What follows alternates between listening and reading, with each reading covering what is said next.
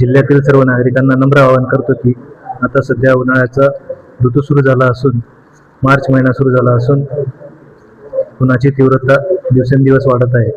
तरी नागरिकांनी उन्हापासून संरक्षण करण्यासाठी खालीलप्रमाणे काळजी घ्यावी।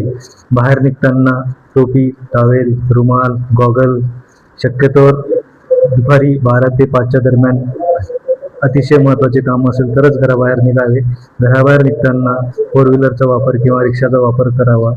सायकल किंवा मोटरसायकलचा वापर करू नये। श्रमाची कामे करू नये, कारण की उन्हामुळे डिहायड्रेशन होऊन पेशंटला उलटी, मळमळ, डोकं दुखणे, हातपाय दुखणे, गरगरणे, चक्कर येणे, बेशुद्ध पडणे अशी लक्षणे जाणवू शकतात।